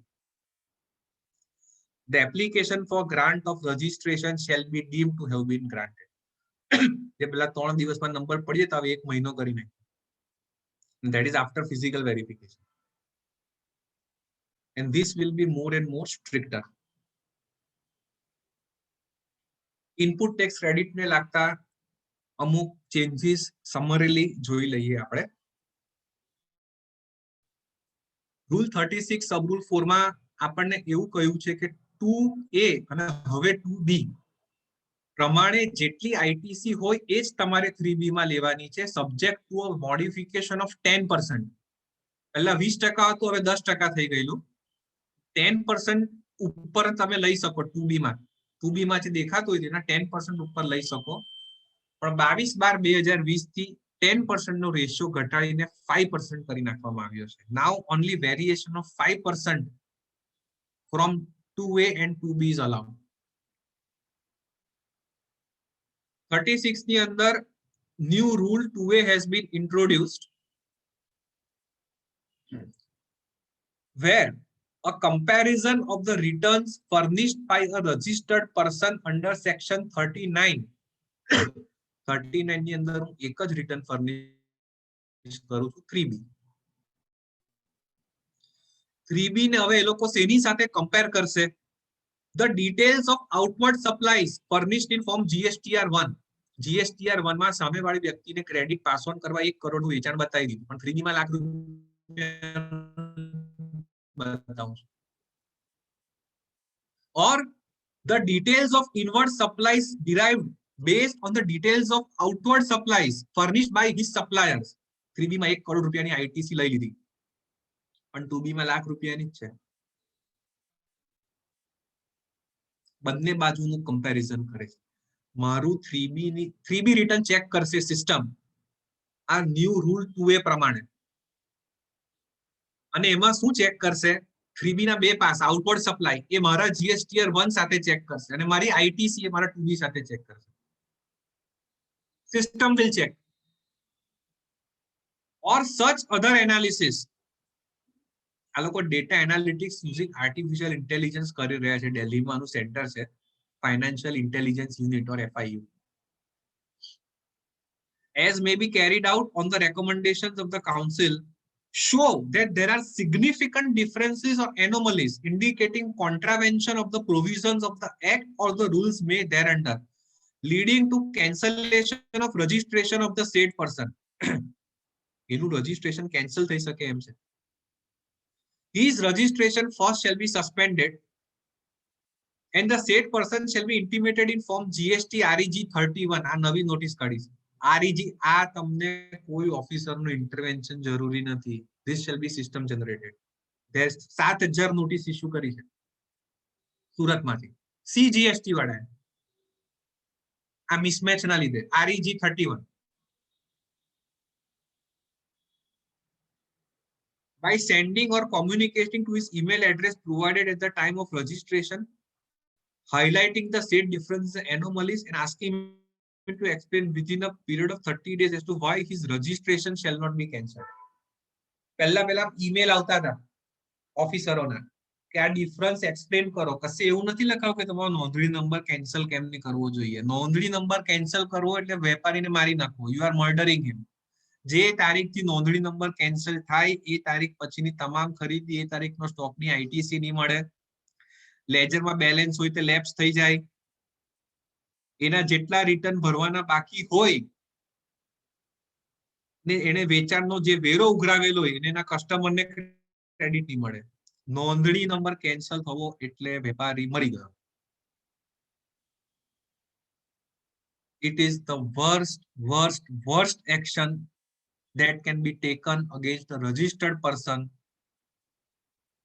in his lifetime under the GST law. એને જેલમાં પૂરો તો ચાલે કે બોગસ બિલિંગ કેમ કે નોંધણી નંબર જો કેન્સલ થાય એટલે એને શટર પાડી દેવાના અને દુબઈ જતા રહેવું. આપણે ત્યાં પણ ઘણીવાર નોટિસો આવે છે કેન્સલેશન ઓફ રજિસ્ટ્રેશન કેમ નહીં કરવું જોઈએ. કેન્સલ થયા પછી આપણે રિવોકેશન કરીએ અને ફોલોઅપ નથી લેવાતા કે જોયું જશે. એવું નથી. તમારા વેપારીનો નંબર કેન્સલ થાય એટલે એના બીજા જ દિવસે અપીલ થઈ જવી જોઈએ. કેન્સલેશન ઓફ રજિસ્ટ્રેશન નું સેમ ડે હિયરિંગ આપે છે ડિપાર્ટમેન્ટ. વેટમાં પણ એ જ જોગવાઈ હતી. તમારો નોંધણી નંબર કેન્સલ થાય તો તમારી પાસે એઝ પર લો 3 મહિનાનો ટાઈમ છે. But as a good tax consultant, as a vigilant tax consultant એમાં કઈ લખવાનું નથી. ગ્રાઉન્ડ્સ ઓફ અપીલમાં શું આવશે એમાં કે રિટર્ન નહીં ભરવા છતાં મિસમેચના લીધે મારો નંબર કેન્સલ થયો, તમે રિટર્ન ફાઇલ કરી દીધા ભાઈ અથવા ક્રેડિટ રિવર્સ કરવા તૈયાર છું. એ પણ ઇલેક્ટ્રોનિકલી કરવાનું છે. E filing of appeal same day અથવા બીજા દિવસે તમે અપીલ કરી દો. નોંધણી નંબર કેન્સલ થયો છે તેની બીમાર વ્યક્તિના આઈસીયુમાં કેવી રીતે દાખલ કરે તમારા અસીલને અપીલમાં 24 કલાકની અંદર દાખલ કરી દો અને કમિશનરને મળવાનું અથવા એના સુપ્રિન્ટેન્ડન્ટને મળવાનું કે સાહેબ કેન્સલેશનનો કેસ છે, હિયરિંગ આપો. તમને તે જ દિવસે હિયરિંગ મળશે અથવા બીજા દિવસે મળશે. They also know the serious know serious આપણને જ નથી ખબર. ધ્યાન રાખજો, નંબર કેન્સલ થયો હોય તો એની અપીલ તરત કરવાની, તરત હિયરિંગ મળે ને એને રિસ્ટોરેજ કરી આપે નંબર પાછલી અસરથી. જે તારીખથી કેન્સલ થયો ને એ તારીખથી રિસ્ટોર કરે. Be very careful about your rights and duties.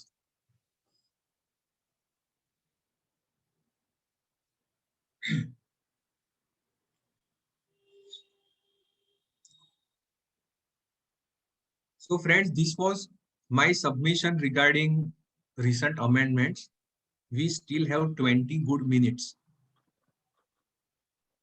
I have other topics also, but if there are questions and queries, then I will like to take them first.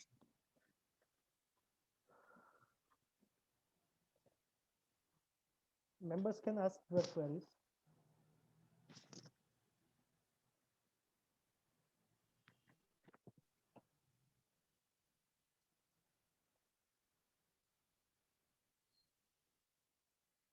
So shall we continue with topics?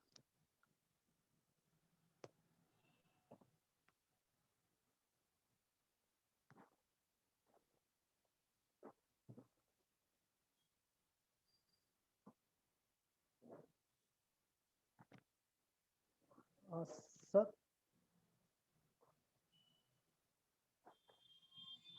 મારો અવાજ નથી આવતો?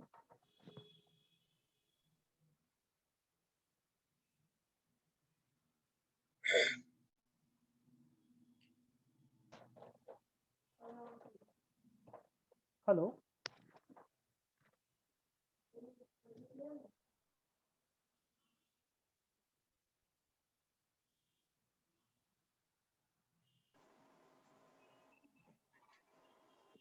Sir Yes, Amit. હા sir, chat સેક્શનમાં બે સવાલ આવેલા છે. હા. What will be the proposed style of department GST audit? Means selection of all SSC or not, plus audit from day 1, 1/7/18, even if first audit after 3 to 4 years, etc. 100% of the cases shall be audited. all the SSC shall be audited either by the central government officers or the state government officer. તમારું turnover 50 lakh છે કે 500 કરોડ છે, તમે audit કરાવ્યું છે કે નથી કરાવ્યું, તમે એન્યુઅલ રિટર્ન ભર્યું છે કે નથી ભર્યું. each and every assessee will be subject to GST audit and assessment. What will happen is that if the turnover exceeds 50 crore rupees, then the audit shall be conducted once in 2 years. More than 100 crore, it shall be conducted every year. And for small SSCs, it will be once in 5 years. Whenever it will come, they will go 5 years back. So be prepared for the music. So next question is, in case of voluntary registration, shall we take credit by filing ITC 01? Yes, you can take. Uh, But the stock which is lying on the date of your effective registration, yes. not from the date when you applied. Will all invoices furnished via IFF in month 1 and 2 auto-populated in GSTR 1 of quarter to be filed after third month? And will there be restriction on filing same invoice number again which are already filed in IFF? Yes, IFF you have filed, you don't have to incorporate them in GSTR 1. But for example, there is an invoice of January, February, which you could not upload in IFF because 50 lakh cap hits you. Then you have to incorporate it in GSTR. Then next question, sir, QRMP, if in December only RCM payable, 35% compulsory? Only discharge RCM liability, then also 35% compulsory? Output tax liability is one. They are talking about output tax liability. RCM is not output tax liability. Okay. In notification number 85(1), and with where the return is furnished quarterly, and 2, and with monthly, who file quarterly and which return 3B or 1? If a person has opted for quarterly filing and monthly payment, then for the first 2 months of the quarter, he has to make payment of tax, if at all, by using form PMT 06. For the third month, you have to file GSTR 3B incorporating figures of first 2 months also. So 3B has to be filed by each and every one, but quarterly person will file quarterly basis. For the first 2 months, he will make payment by PMT 06. He will file GSTR 1 on a quarterly basis, but if he wants to pass on credit, then up to a cap of 50 lakh rupees using the invoice furnishing facility IFF, he can upload those invoices for the first 2 months. If a person is not opted for this quarterly scheme, he has to file 3B every month. If his turnover crosses 1.5 CR, GSTR 1 monthly. If it doesn't cross, then at his option, he can file on a quarterly basis.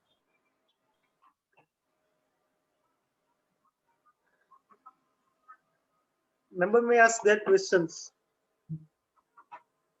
Sir, question complete થઈ ગયા છે, હમણાં જેટલા આવ્યા છે તેટલા. Okay.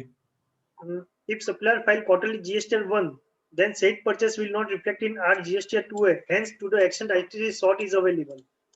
Yes. Yes.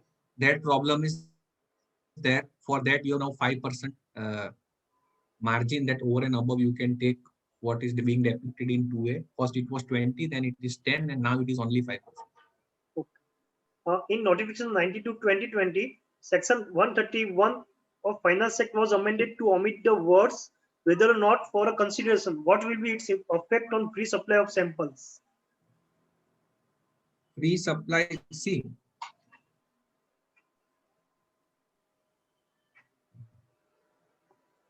Charge is created by section 9. And section 9 talks about supply, which is defined in section 7. And section 7, it is very clear okay, when there is no consideration, except you are hit by schedule 1. For example, there is no consideration, but the person is related, then it is a supply. So in such a case, when you are distributing samples which are free of cost, there is no question of it being a supply, being a taxable event, and GST is not applicable, even though there is some this amendment which we are talking 131.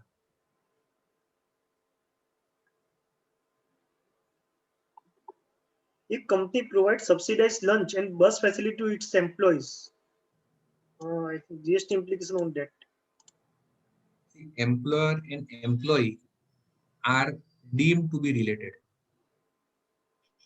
So if subsidized lunch is being provided or subsidized bus facility is being provided, even if there is no consideration, they can fall within the four corners of the term supply.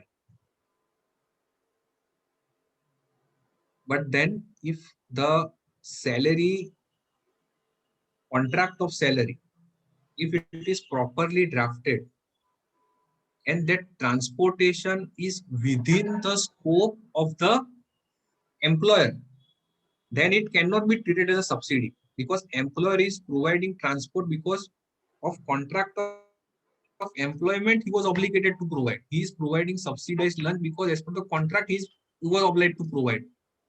Then it shall not be added. But if you are making it as a part of your CTC, if it is a part of your CTC, then once again it is salary. If it is salary, then schedule 3 transaction doesn't amounting to supply. So it is how you are formalizing such subsidies. It is very important. Is there any questions?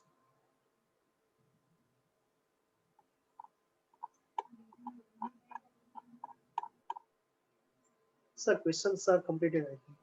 There is no more questions. Okay.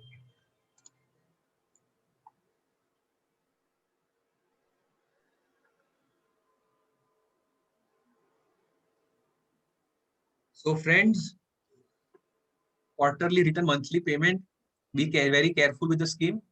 Please thoroughly study all the notifications and the rules which we have discussed. And my personal advice is that don't fall for this scheme. Whatever we are, see, 3B is a summarized and simple return.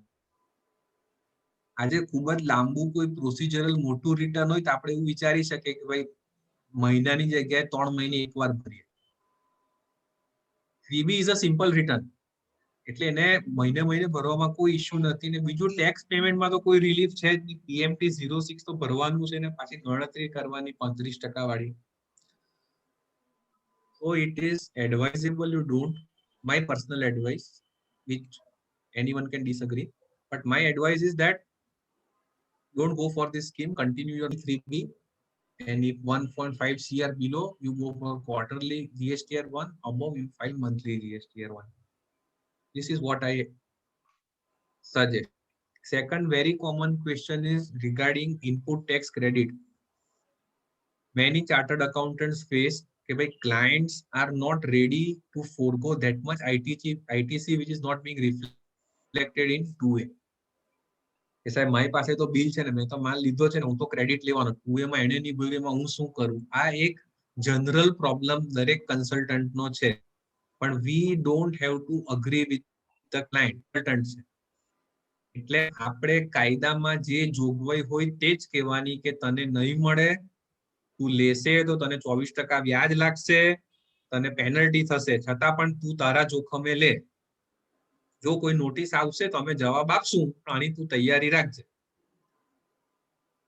એને સારું લગાડવા, ફાઇલો વધારવા, એને બદદુરી નથી બતાવવાની કે તું લઈ લે. કેમ નથી બતાવવાની? કારણ કે સેક્શનમાં જોગવાઈ છે. સેક્શન 16 માં તો રાઈટ ફ્રોમ ડે 1 એ લોકોએ કીધું છે કે સામેવાળી વ્યક્તિ રિટર્ન ભરશે, ટેક્સ ભરશે તો જ તમને ક્રેડિટ મળશે, otherwise not. So although very politely but very firmly tell your client કે અમારે તે જ મળશે, છતાં પણ તમારે લેવી હોય તો તમે મેલમાં લખી આપો, અમે લઈ લઈશું. સર પણ QRMP માં એટલું છે કે દર 3 મહિને આઈટીસી મેચ કરવી પડે 36 પોલમાં. એવરી મંથ આપણે ઝંઝટ કરવી એના કરતા QRMP માં દર 3 મહિને કરીએ તે સારું ના કહેવાય?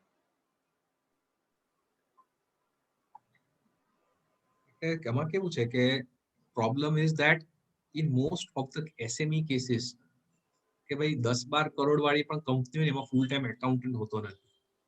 સુરતમાં ટેક્સટાઇલ માર્કેટમાં કહું, ડાયમંડ યુનિટમાં એવી છે કે ભાઈ પાર્ટ ટાઈમ એકાઉન્ટન્ટ અઠવાડિયે 15 દિવસે મહિને જતો હોય. Now typically both the employer and his accountant have a grudge on each other કે મને મારી મહેનતના પૈસા